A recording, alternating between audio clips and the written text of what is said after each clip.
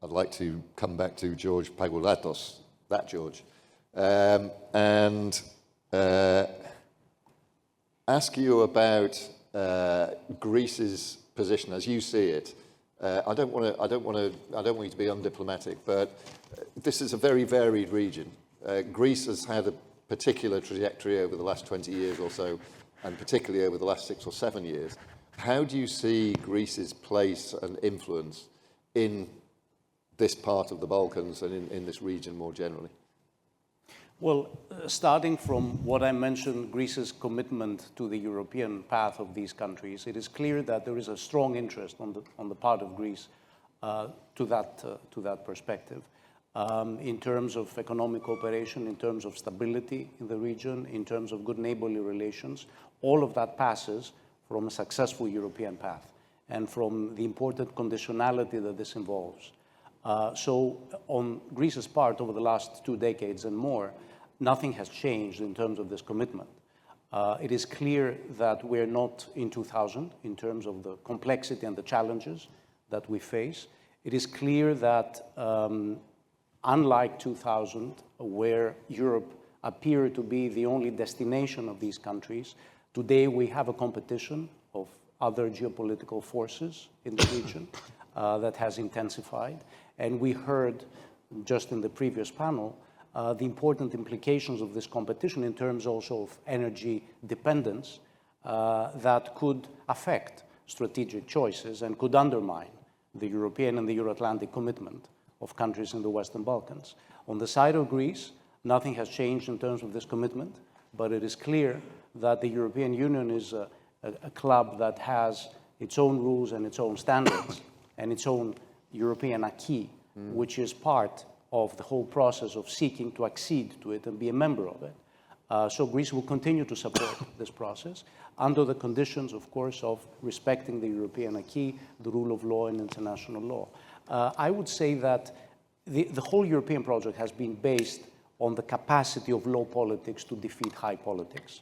Europeans started being built in the ruins of nationalistic wars in Europe through the power of economic interdependence.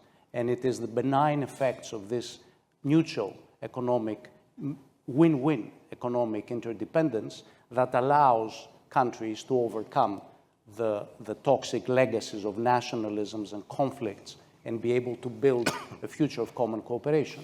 And we can see the same forces of economic cooperation at work in the Balkans. It was mentioned how many of neighbors from Northern Macedonia come down to Thessaloniki for their summer holidays.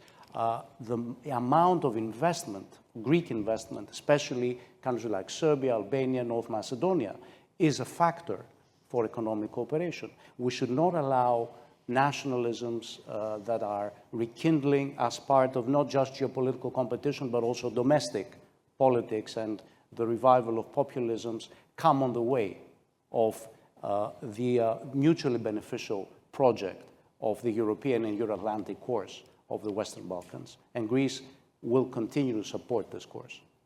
Excellent, thank you. I'm fascinated by this opportunity for Greece to play a leadership role in the region. You're next. And I wonder whether the administration sees itself in that light. Greece has been, over recent years, a model citizen of the European Union and has done very well economically in terms of a consistent growth, consistent policy approach. Do you see, does the administration see itself as a leader, a potential leader in the region, an example that others can follow? Η ερώτηση είναι δύσκολη. Η Ελλάδα στη συγκεκριμένη περιοχή παίζει έναν πρωταγωνιστικό ρόλο. Είναι μέλος της Ευρωπαϊκής Ένωσης πάρα πολλά χρόνια. Όπως είπε ο κ. Παγουλάτος, είναι ένας πυλώνας σταθερότητος και μπορεί να γίνει ο ηγέτης σε όλη αυτή την περιοχή προκειμένου να επιτευχθούν σημαντικά ζητήματα. Ανέφερα πριν την επένδυση η οποία έγινε στο λιμάνι της Αλεξανδρούπολης για την ενεργειακή αυτονομία, μια επένδυση η οποία έχει ευρύτερο χαρακτήρα, όχι μόνο για την Μακεδονία, για την Ελλάδα, αλλά για ολόκληρα τα Βαλκάνια και για την Ανατολική Ευρώπη. Και επίσης δεν είναι απλώς μια επένδυση η οποία αφορά το οικονομικό κομμάτι, μόνο τον τομέα της ενέργειας. Είναι μια επένδυση η οποία διασφαλίζει την αυτάρκεια και την πολιτική σταθερότητα στην ευρύτερη περιοχή. Σε κάθε περίπτωση όμως η οποιαδήποτε επένδυση δεν μπορεί να είναι μια αυτοτελής διαδικασία η οποία ξεκινάει και τελειώνει στην επένδυση αυτή. Μια επένδυση, για να γίνει μια επένδυση η οποία θα είναι βιώσιμη, πρέπει να πληρούνται και κάποιες άλλες προϋποθέσεις. Πρέπει να υπάρχουν άλλες επενδύσεις σε υποδομές, στο περιβάλλον, στην καινοτομία και στο ανθρώπινο δυναμικό. Ένα έργο μπορεί να απαιτεί άλλα παράλληλα έργα υποδομής. Πρέπει να υπάρχουν έργα τα οποία ενισχύουν τη διασυνδεσιμότητα. Επίσης, πρέπει να υπάρχουν άλλες παρεμβάσεις, άλλες επενδύσεις, οι οποίες διευκολύνουν το εμπόριο, τις υποδομές περιβάλλοντος και σε κάθε περίπτωση την επένδυση στο ανθρώπινο κεφάλαιο.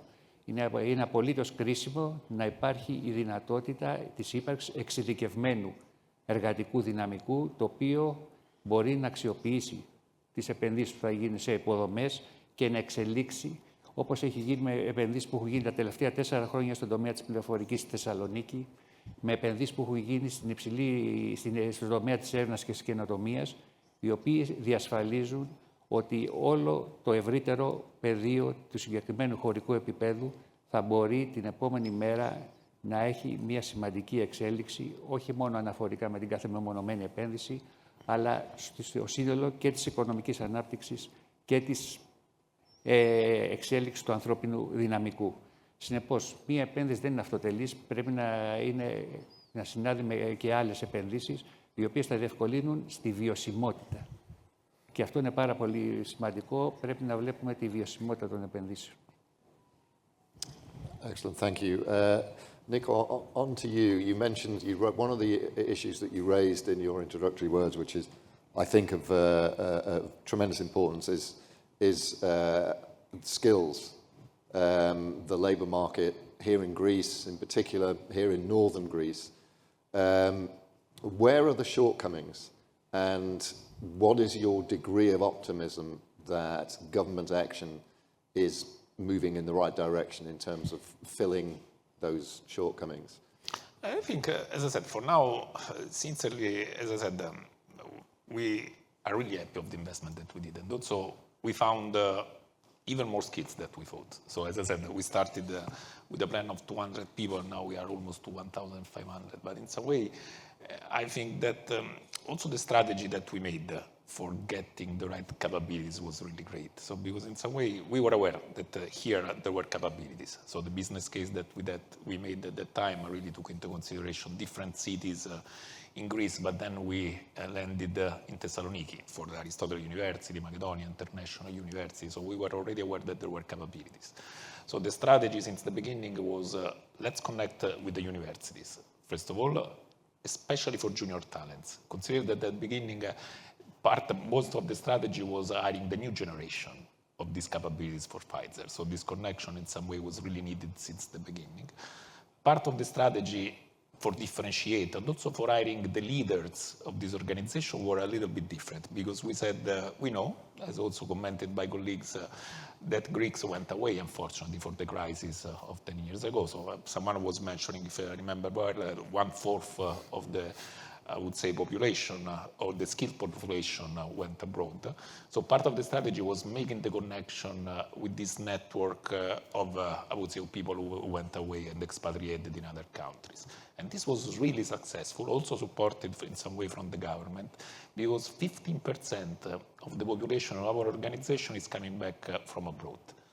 And not only from countries that are close to Greece. So we are talking about US, we are talking about Germany, Netherlands, we are talking about also Australia. So people are coming back because in some way they found that.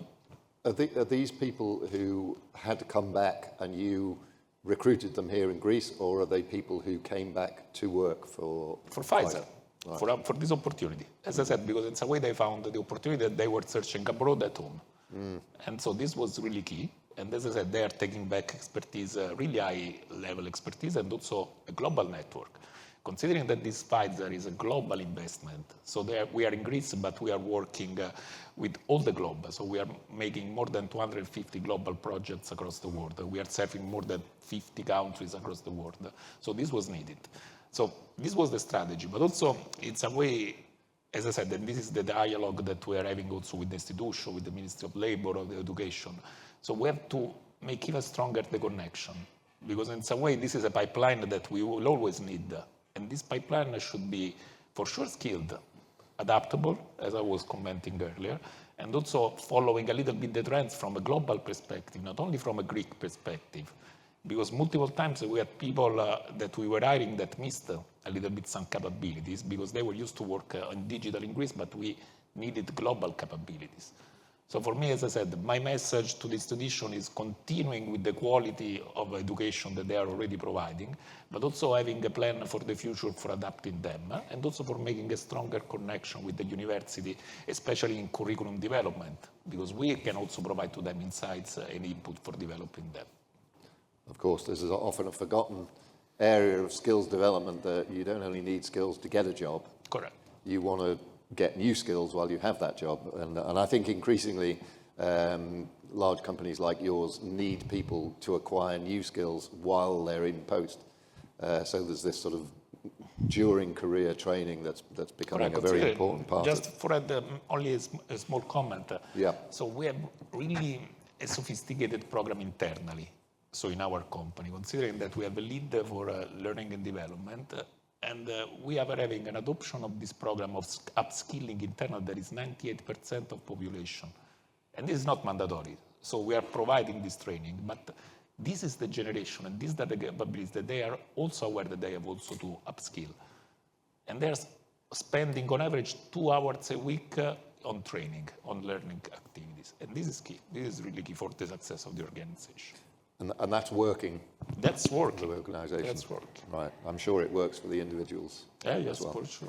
Okay, George Pagoulatos, let's stick with this theme, but broaden out from Thessaloniki and Pfizer, and talk about skills in the Western Balkans in general, and this idea of a brain drain, but also, you know, in some cases, people coming back because prospects for work, prospects for standards of living are improving around the region. Do you want to give us some comments on that?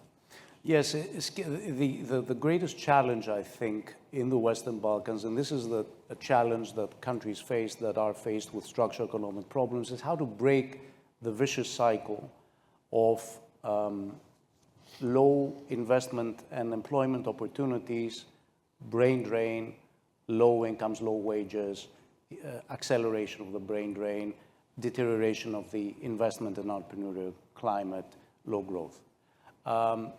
You have to intervene, and you have to intervene in 3 ways: directing investment to these countries, and a lot of European money is directed to the Western Balkans; directing the know-how of international organizations, the European Union, the OECD.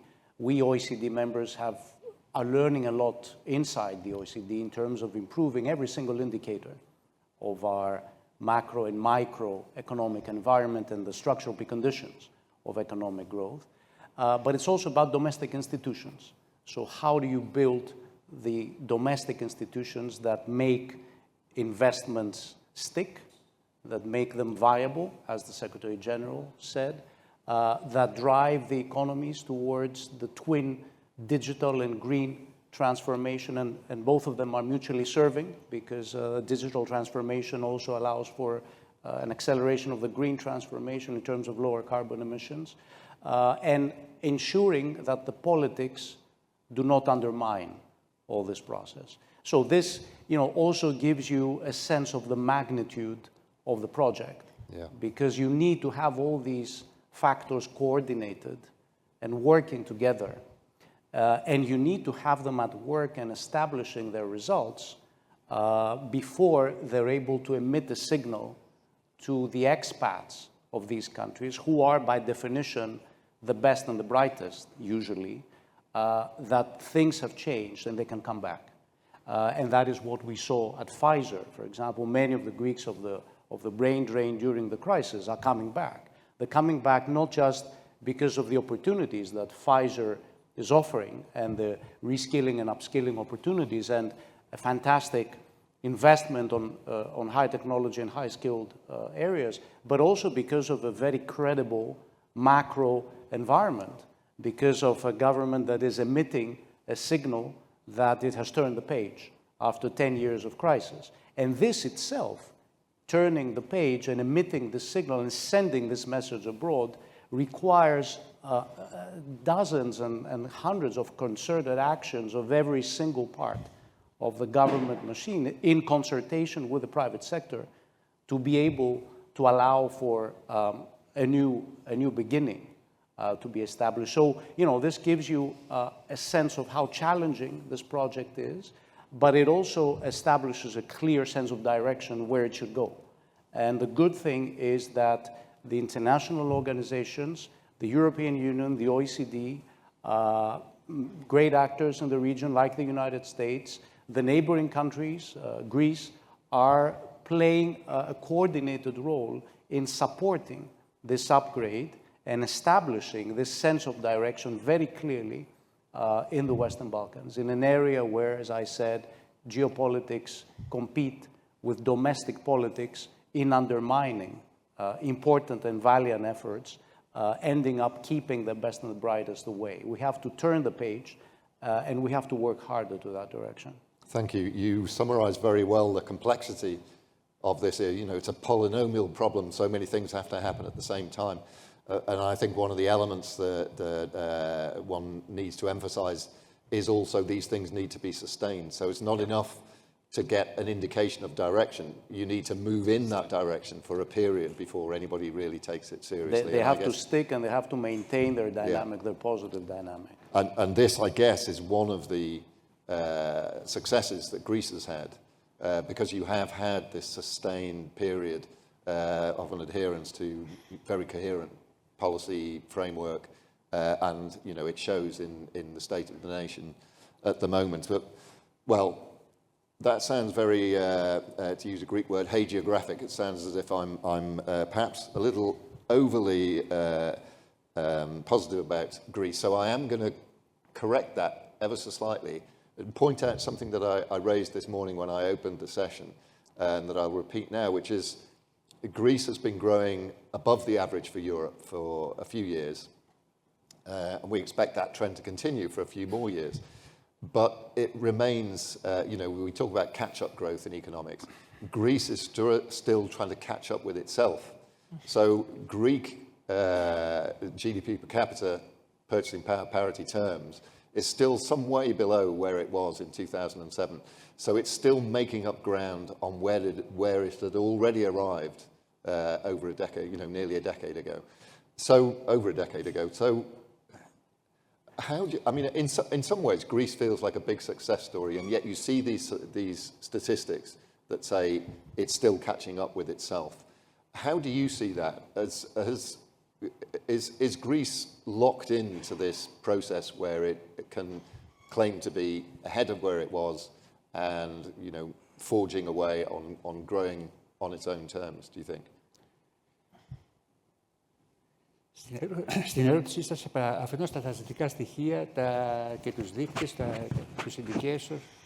τους indicators, τα ανέφερε πάρα πολύ σωστά ο κύριος Παγουλάτος. Και για την Ελλάδα και για τα Δυτικά Βαλκάνια. Προφανώς υπάρχει μια ανάπτυξη, πρέπει όμως να δούμε ποιο είναι το starting point. Η Ελλάδα μετά από μια δεκαετή κρίση, οι δείκτες οπισθοχώρησαν δραματικά. Δεν είναι μόνο το brain drain που ήταν απότοκο αυτής της κατάστασης. Η ανεργία από το 9% έφτασε στο 30%. Το ακαθάριστο εγχώριο προϊόν μειώθηκε δραματικά, μεγάλες περιοχές φτωχοποιήθηκαν. Έχει ξεκινήσει μια διαδικασία ανάκαμψης, η οποία προφανώς δεν μπορεί να γίνει από τη μία μέρα στην άλλη, θα γίνει σταδιακά. Για να φτάσουμε στην ανάκαμψη, πρέπει να πληρούνται συγκεκριμένες προϋποθέσεις. Αναφερθήκαμε πριν ότι οι πολιτικές της Ευρωπαϊκής Ένωσης είναι το Green Transition και το Digital Transformation. Προφανώς, η πράσινη μετάβαση δεν συντελεί μόνο στο περιβάλλον και στη μείωση των εκπομπών, συντελεί στο τέλος της ημέρας στη βιωσιμότητα των επενδύσεων και των επιχειρήσεων. Παράλληλα όμως πρέπει να δούμε και άλλα ζητήματα τα οποία είναι δομικά και αποτελούν μάλλον συστημικά προβλήματα της ελληνικής οικονομίας, η αναντιστοιχία μεταξύ του εκπαιδευτικού συστήματος και των αναγκών της αγοράς εργασίας. Αναφερθήκαμε προηγουμένως στα skills τα οποία απαιτούνται να έχει ο κάθε εργαζόμενος προκειμένου να ανταποκριθεί στις ανάγκες μιας επιχείρησης και μιας επένδυσης. Εδώ χρειάζεται να γίνει πάρα πολύ σημαντική δουλειά. Προφανώς δημιουργούνται ευκαιρίες, παρέχονται κίνητρα και κίνητρα επενδύσεων και φορολογικά κίνητρα. Το περιβάλλον το οικονομικό είναι σαφώς καλύτερο από ό,τι ήταν πριν 5 χρόνια. Απομένουν να γίνει πάρα πολύ σημαντική δουλειά και να επιστρέψουν οι νέοι οι οποίοι έφυγαν την περίοδο της κρίσης, αλλά το βασικότερο να γίνει επενδύσεις και κυρίως στους τομείς της έρευνας και της καινοτομίας, οι οποίοι θα είναι καθοριστικοί προκειμένου να υπάρξει η ανάπτυξη. Η ανάπτυξη της οικονομίας, η οποία πρέπει να είναι μακροπρόθεσμη και να εδράζεται σε στέρεα βάση για να μην υπάρχουν τα προβλήματα τα οποία τα βίωσαμε όλοι στην Ελλάδα πριν από 15 χρόνια. Excellent, thank you. I want to stick with you for a second. And it's very clear that in this success story that Greece has championed over the last few years, the European funding and the European context in general, but specifically the flow of European solidarity funding into Greece has been critical and substantial. I mean, Greece in GDP, percentage of GDP terms, is the biggest recipient in Europe of RRF funds, for example. So I wanted to focus on one area of that, which is something you mentioned, which is absorption. We hear about multilateral funding and grants and so on all around the world, and often the problem that's ignored is that you can offer a country resources, but if they can't absorb those resources, it's as if the offer wasn't there, that money gets left on the table. Another area of tremendous success, I think, for Greece has been that it has overcome this challenge. It's very difficult to absorb all of that funding into all of that diversity of projects. What's the secret? How did Greece change in such a way that it has been able to take in all of this funding and put it to use? Is the credit the government's? Is the credit the business sectors? Or should it go somewhere else or be shared? Δεν αφορά η αξιοποίηση των πόρων μόνο την κυβέρνηση, μόνο τις επιχειρήσεις. Αφορά όλους όσους εμπλέκονται στη συγκεκριμένη διαδικασία. Προφανώς η διαθέσιμη πόρη είναι πάρα πολύ μεγάλη, το είπαμε και προηγουμένως. Αυτή τη στιγμή γίνεται μια πάρα πολύ σημαντική προσπάθεια. Το μεγαλύτερο πρόβλημα εδράζεται στους φορείς εφαρμογής, οι οποίοι πρέπει να υλοποιήσουν τα έργα για τα οποία χρηματοδοτούνται στο συγκεκριμένο χρονοδιάγραμμα και να παρουσιάσουν και τα αποτελέσματα και τα προσδοκόμενα αποτελέσματα. Η δουλειά που γίνεται είναι πάρα πολύ σημαντική. Αναμφισβήτητα υπάρχει πολύ μεγάλη πρόοδος στους φορείς υλοποίησης, που είναι το κλειδί προκειμένου να επιτευχθεί αυτή η στόχη. Έχουν απλοποιηθεί τα συστήματα. Για πρώτη φορά τα τελευταία 2 χρόνια πλέον υπάρχει διεπαφή μεταξύ όλων των εθνικών βάσεων δεδομένων. Παλαιότερα, για να πάρει μια επιχείρηση μια αίτηση χρηματοδότησης, και όταν την υπέβαλε φυσικό φάκελο, χαρτιά. Σήμερα όλο αυτό γίνεται πλέον ηλεκτρονικά. Δεν χρειάζεται να υποβάλει φορολογικά στοιχεία. Υπάρχει διεπαφή με την ΑΔΕ, η οποία πέραν της ταχύτητας προσφέρει την αξιοπιστία και τη διαφάνεια. Υπάρχει διεπαφή με την Εργάνη αναφορικά με τα ζητήματα των εργαζομένων. Αυτά τα πράγματα, αυτές οι παρεμβάσεις, αυτές οι μεταρρυθμίσεις, πρώτον, επιταχύνουν τη διαδικασία, δίνουν διαφάνεια και αξιοπιστία στην όλη διαδικασία και το βασικότερο, βοηθούν τους τελικούς αποδέκτες να αξιοποιήσουν γρηγορότερα τη χρηματοδότηση για να υλοποιήσουν τις επενδύσεις και το σχεδιασμό τους. Επαναλαμβάνω ότι δεν έχει γίνει, προφανώς δεν έχουν λυθεί όλα τα προβλήματα. Έχουν γίνει σημαντικά όμως βήματα την τελευταία 5 ετία, προκειμένου να υπάρξει βιωσιμότητα και, συγγνώμη που επιμένω, αυτή είναι η κρίσιμη λέξη, στις όποιες επενδύσεις γίνονται. Και αν έχω χρόνο, ένα ποιοτικό στοιχείο. Παλαιότερα, την προηγούμενη προγραμματική περίοδο, στις δράσεις ενίσχυσης των επιχειρήσεων, παρότι στις περισσότερες από αυτές ήταν υποχρεωτική δημιουργία μιας νέας θέσης εργασίας, έπρεπε να θρηστούν 4-5 σχέδια για να δημιουργηθεί αυτή η θέση εργασίας. Σύμφωνα με τα στοιχεία του ΟΣΑ, η δημιουργία μιας θέσης εργασίας μετά από μια επένδυση που αφορούσε μια μικρομεσαία επιχείρηση είχε ένα συγκεκριμένο κόστος γύρω στις 60.000 ευρώ.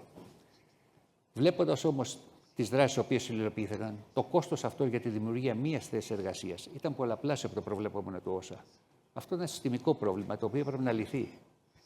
Και οι νέες προσκλήσεις που έχουν βγει για την επιχειρηματικότητα είχαν συγκεκριμένες προϋποθέσεις, συγκεκριμένα κριτήρια, προκειμένου να υπάρχει προστιθέμενη αξία και να προσεγγίσουμε στους δείκτες τους οποίους θέτουν οι διεθνείς οργανισμοί.